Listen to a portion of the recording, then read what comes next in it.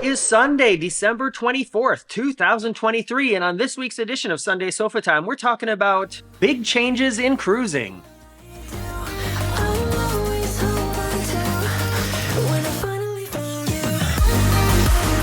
Hello, everybody. It is Christmas Eve. How are you doing? Are you feeling the stress? Just a little update from my family. My mom's water heater busted and flooded the entire lower level of her house, and my sister blew a gasket in her car. But other than that, we're doing fine. Recently, over on the Facebook page for the Very Unofficial Travel Guides, I asked the question, what are 3 things that have changed since you first started cruising? And a lot of people chimed in with some really interesting things that they noticed are different now compared to their first cruise, and that's what we're going to talk about today. Some of them are really obvious, and then 1 or 2 kind of made me go, oh yeah, that's right. I'm Morgan from the Very Unofficial Travel Guides. I've been making travel videos for over 15 years of popular and not so popular tourist destinations to give you a very honest, unofficial look at what it's like to be there. And I also wrote a book called Getting Stitches on a Cruise Ship. It's available on Amazon now. And just one more quick thing before we get to the list. Next week, which is going to be New Year's Eve already,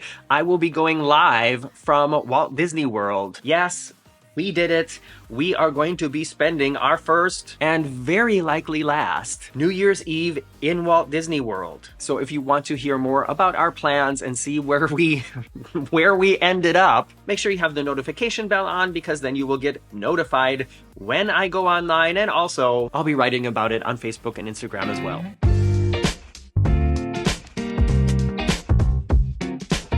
Okay, as I mentioned, a lot of people chimed in to this question, what has changed on cruising? And I'm not going to go through all the comments, but I'm picking out a few that are sort of repeating. And the first thing I want to talk about is the price. A lot of people wrote that the price has changed since they first started cruising. And I think, obviously, if your first cruise was 20 years ago, yeah, the price has changed. The price for everything has changed over the past 20 years. That just kind of happens. And as far as I'm concerned, the prices for cruising compared to when my first cruise was to now, I feel like the difference is sort of understandable. If you look at the price to, for instance, get into a Disney park compared to what it was the first time I went to a Disney park, or even 10 years ago, that's drastic. But the price for cruising, I don't really feel has changed in a way that doesn't reflect just like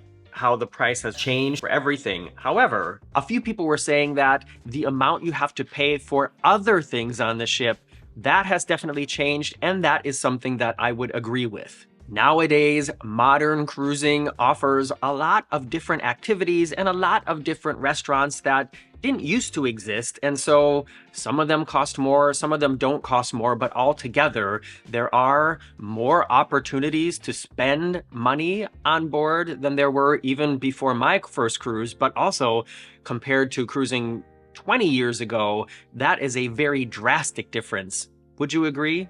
Another thing that a lot of people mentioned in the comments to this question were the dress codes. And this is also something that I have noticed just in my short cruising life compared to so many of you. Aaron Blake Knox wrote, in the late 90s, we had to rent a tuxedo for my husband. Leah Overman writes, the classic feel when everyone is dressed up for dining. Christopher Driscoll wrote, dining room attire. And there are others, and yeah, I remember for our first cruise, which was on the Monarch of the Seas, I was really worried about not having enough nice clothes. And back then, it did feel relevant and necessary to dress up in the evenings. And I remember being a little bit disappointed in the main dining room at night that I saw people wearing casual attire like basketball jerseys and things like that. I remember thinking, well, why do I have to dress up and they don't? And nowadays, it's kind of just a free-for-all. Whereas on my first cruise, it was sort of like maybe 1 or 2 people dressed casual in the evening.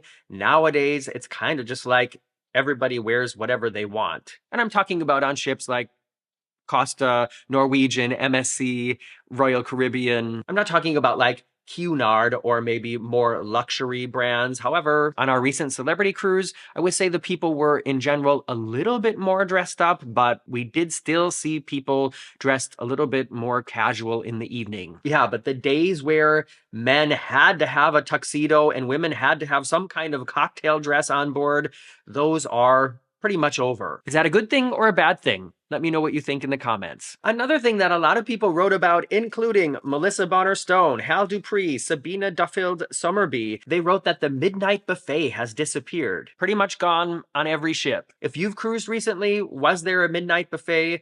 I have to say, honestly, this is not something that I miss, and I also feel like it was one thing that was pretty wasteful. You know what I mean? Like, if you're eating a full breakfast, a full lunch, and then going to the main dining room like around 7 or 8 o'clock in the evening, how many people are really having another meal at midnight? I think that most of the food that was presented and prepared at the midnight buffet ended up down in the crew mess, and more likely, a lot of it probably just got thrown away. It was all just kind of a show, and I personally, I don't miss the midnight buffet. It wasn't ever a highlight to me, and when you consider that most of it was probably thrown away, I'm kind of happy that there is no midnight buffet anymore. Like I said, some of these are really obvious, and some of these are things that really made me think or that I didn't think about. And the next one is definitely one of those. Connie Johnson writes, now there are balconies. There weren't any on my first Princess cruise in 1974. Connie also writes,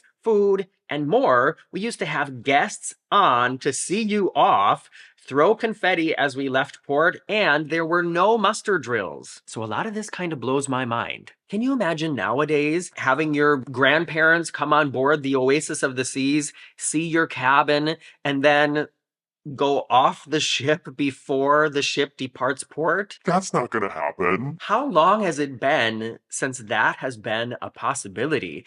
Probably as long as it's been since you've been able to like go into an airport even if you don't have a flight, right? Please let me know if you are the generation of cruiser that experience being able to have people come onto the ship with you who were not cruising with you. That seems wild to me. And also this whole fact of cruise ships not having balconies, of course, I experienced that because my first cruise was on the Monarch of the Seas, and that ship, which was one of the biggest ships in the world when it was built, only had like one little strip of balconies way at the top of the ship. You know, nowadays, all these new cruise ships being built, they're just like walls of balconies. Nowadays, balconies are really important, and I did a little bit of looking. So if we're looking at some of the popular cruise lines that we talk a lot about here on the Very Unofficial Travel Guides, the Legend of the Seas was built in 1995. That's one of the first Royal Caribbean ships that had like several decks of balconies. 1995. And from what I could find out, and of course, this might all be wrong, it wasn't until the Voyager of the Seas, which was built in 1999,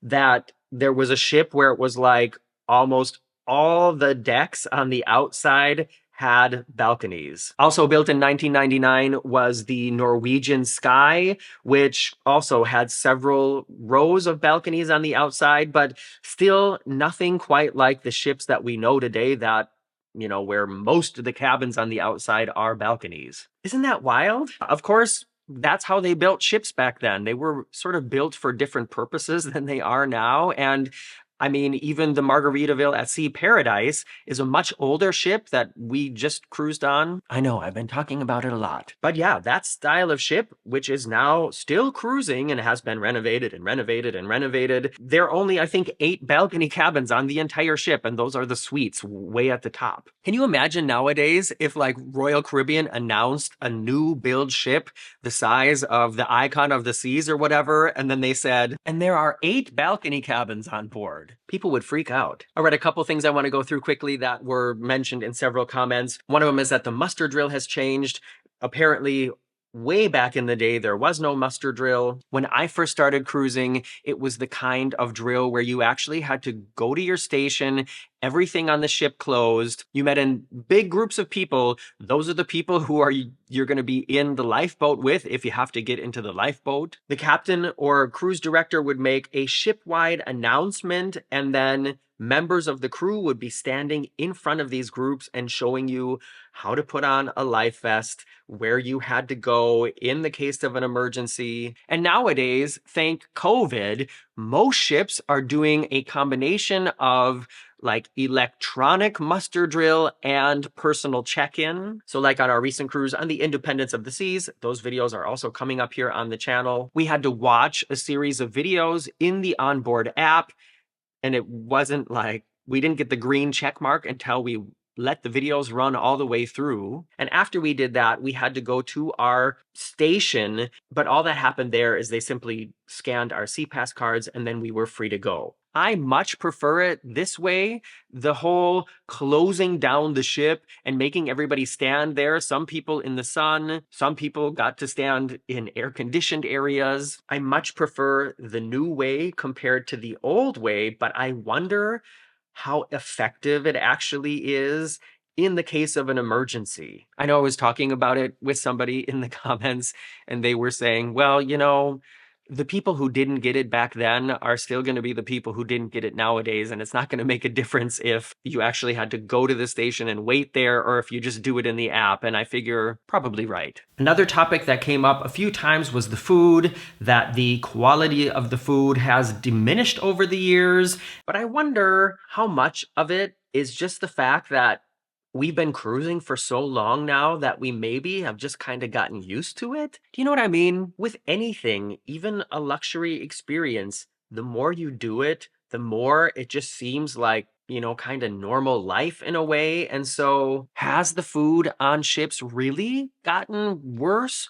or have we just gotten used to it the more we cruise? Let me know what you think about that in the comments. All right, somebody who chimed in with a lot of interesting things is Alexis Gray. Hi, Alexis. First one is internet. Alexis writes, this has gone from early dial-up to high speed in the last 20 years. And that's true. But is it a good thing or is it a bad thing? It's definitely changed a lot, but people like Mary Dieter writes, miss disconnecting from the world, the unplug and relax. Eric Anderson writes, the biggest is that decent internet is available everywhere, and that is definitely not a good thing. I miss the days where cruise ships were a place where you wouldn't have to listen to people on their phones all the time. So true. That was nice. Didn't have to listen to people on their phones, people doing like loud FaceTime conversations to show their friends at home where they were, and those horrible, horrible Bluetooth speakers. Those things need to be banned. Alexis also writes, number 2, self-entitled passengers. More and more, I see people who are loud and inconsiderate to anyone else but themselves, and I have to say I agree. The general consideration for other people that are traveling together and just altogether manners just seems to slowly but surely be going downhill. I don't know how much of this is just the normal development of society and, you know, if it has somehow been accelerated by any factors. There are definite factors that I think have influenced a certain generation and a certain demographic of people, but I don't want to talk about it here on the very unofficial travel guides. But yeah, I have also definitely noticed sort of just a altogether diminishing level of, let's just say, class on board cruise ships. And number 3 from Alexis is also a really good point. She writes, reward amenities. It used to be if you were the top tier of a reward program, you got treated like royalty. Now it's closer to a Burger King crown.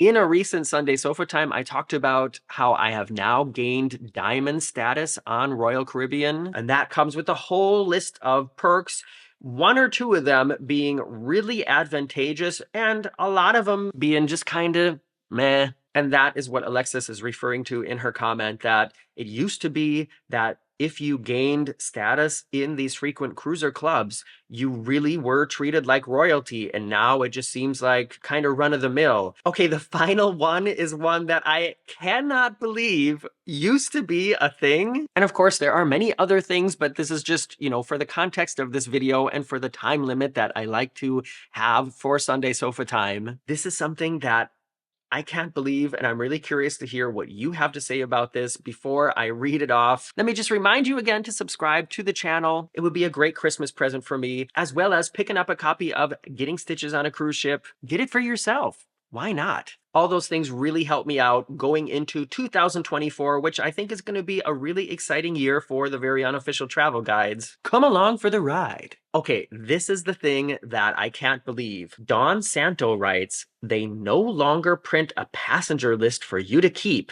Yes, that was a thing in the olden days. Can you believe that? According to Don Santos, you used to get a list of all the passengers on the ship just printed out and sent to your cabin, I guess. Huh?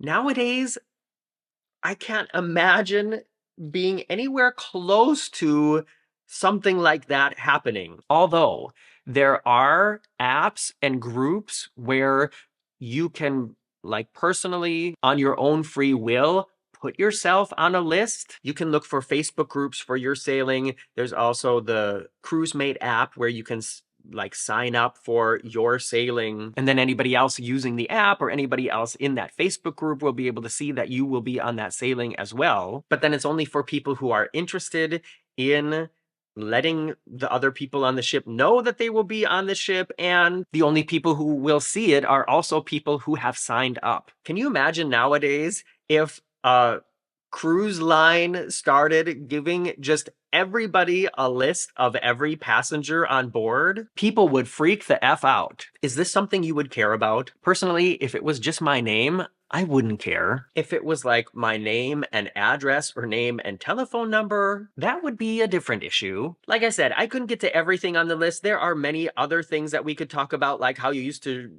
shoot clay pigeons off the back of the ship, and how they used to hit golf balls off the back of the ship, and how each table in the main dining room used to have like 20 waiters per table. There are so many things that are different nowadays. Maybe I'll make a part 2 of this video, but I'm going to cut it short for now. Wish you a happy holiday celebration. Merry Christmas. Thank you for spending this part of your day and all these days of the year that you spend with me here in front of the red sofa or traveling around the world. I'm so happy you're a part of this, and I look forward to doing much more of it in 2024. I'm Morgan from the Very Unofficial Travel Guides. See you soon.